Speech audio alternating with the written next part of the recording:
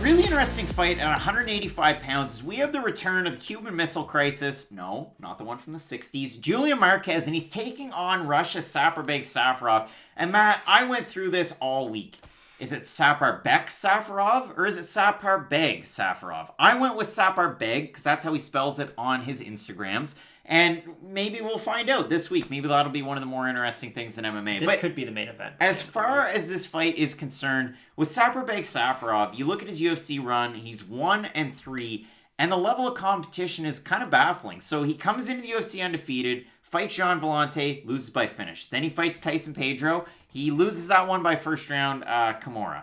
Then he fights Nick Morono and wins. And then he fights Rodolfo Vieira and predictably loses. It's in our highlight reel on the channel. It's our little intro. For Julian Marquez, I mean, you look at the record, 7-2. It's been a really long time. I mean, over 2 years since he fought Alessio Di Chirico. Before that, he had some really nice wins. He beat Matt Hamill, you know, the guy that beat John Jones. Then he beat Cameron Olson. He beat Phil Hawes, who looked amazing in a pay-per-view slot against Jacob Malkoun. And they made you pay for that fight. Remember that time Phil Hawes beat 4-0 Jacob Malkoun, who was a training partner of Robert Whittaker? I'll never forget it. I'm salty about it now. I'll be salty about it in 10 years, and it's one of those things that's going to stick in my dome.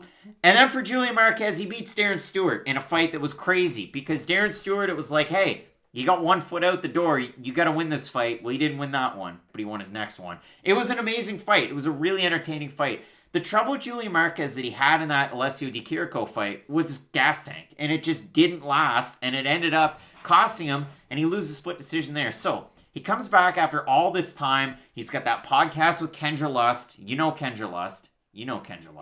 And in this one, he's taking on Saparbeg Safarov. Matt, the one thing I'll say about my guy Saparbeg Safarov, that Nick Morono fight, he beat Nego Moreno, and then 2 weeks later, Nego Moreno was out of the UFC after his UFC debut, slated to compete in ACA. You want to see a salty record? Look at Nick Moreno's record.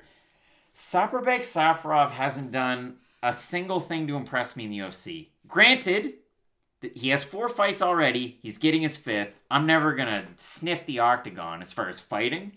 And he's got to win, too. I hope never. And he's got to win. Just to clarify, I hope you never sniff the octagon. I won't. You have my word. Here, gentleman's agreement. Craig will be a creep next time he sees a cage. So, this is a tough fight. It really is, because there's so many unknowns. And I don't think it's a stretch to say that Saparbeg Safarov is one of the worst fighters to ever get 5 fights in the promotion. And I don't mean that to sound as harsh as it is, but it just really is. And yes, you could even look at the people who he's lost to. At one point, Tyson Pedro, pretty hyped up prospect. Rodolfo Vieira, he's a terrifying human. You get knocked out by Jean Vellante, though. That's when we have, we're going to have a conversation. I haven't seen any part of his game that really wows me. And I'm not just trying to be hard on him. It's just the truth. When you go back and really look at the overall aspect of what his MMA game is made up of, he's got borderline wrestling. He's got okay stamina. He's got okay pretty much everything. But his punches look like they're being thrown in cold molasses. He just has such this labored pace to the way in which he fights that... Yes, Julian Marquez, by the end of the fight, he looks exhausted. At least he doesn't start the fight looking tired. Where Safarov, the best moment of his UFC career, at the start of the Tyson Pedro fight, he kind of had him in a weird position, and then Tyson Pedro just cranked on a Kimura so hard that it reversed him, and then he submitted him with it. So Julian Marquez, I don't think he's going to go out there and wow you with his striking. We saw that in the Di Chirico fight. It wasn't even like he had a high volume in that fight, and he was throwing a ton of strikes like Paulo Costa did against Yoel, to where in the 3rd round, you're like, Costa's tired, but it makes sense. He threw 400 punches. Marquez and Di Chirico didn't have a crazy high output or anything, didn't go for a lot of takedown attempts, and he's still just... Julian Marquez is in that weird group where it's just all of a sudden, and it's not always in the 1st round, it's not always in the 3rd round, he just looks like he's taking heavy breaths, and the fight just kind of slips away from him at that point. Now... He beat Darren Stewart. I think if you can beat Darren Stewart, you can beat Saparbeg Safarov. And that's really what my breakdown comes down to. Saparbeg, he does a lot of the things Stewart does. He just doesn't have the wrestling and the grappling. He can use it offensively to a certain degree, but I don't think that if Marquez is on top of him, I don't think he's going to be able to explode up to his feet. I just see Marquez as a lot more dominant positions that he can use against Saparbeg Safarov than Safarov can use against Marquez. I look at Saparbeg Safarov, and you're going to see these graphics rotate in and out. We put them together, and as far as those UFC stats are concerned, we talk about them, but you have to take certain things with a grain of salt. So he's 1-3, bear that in mind, and of those 3 losses, all of them by finish. So why are his striking stats, why does he have such a good strike differential? Why does he have such a good average? Why does he have a good takedown average? It's all because of that one fight against Nick Morono. If you look at his overall fights in terms of strikes, he get outstruck by Jean Vellante 60-37. He get outstruck by Tyson Pedro until it finished. So those are significant strikes.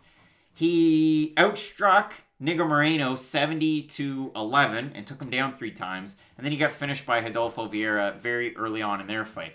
For Julian Marquez, again, as long as these 2 years off have helped him out somewhat and he's worked on his cardio even a little bit, he should be able to get a win in this fight. I mean, I have a look at the odds here, and maybe not the biggest of surprises in terms of who's the favorite. I am a little surprised that Julian Marquez is as big of a favorite as he is because he opened a -200. That line dropped so quick that he's now at about a -295. If we have a look at Saparbeg Safarov, open +170, now at a +234. In terms of the total picks on Tapology, at a 430, 92% with Marquez, 79% with Marquez by knockout.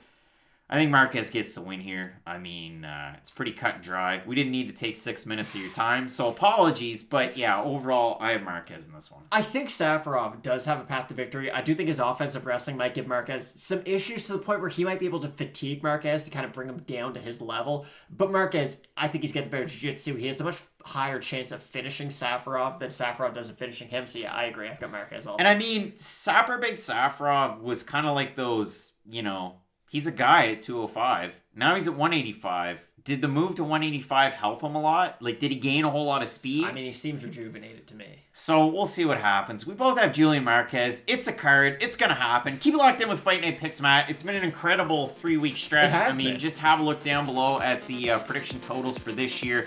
It's been a lot of fun here, and it's all because of the great fans and people tuning in out there. So if you can toss us a sub, you can toss us a like. We really do appreciate it. Let us know below in the videos who you have to win this one. We try to get into the comments as best we can to facilitate the discussion. It should be a great week of fights. So keep it locked in with Fight Night Picks, Matt, as we always say. Let's get into it.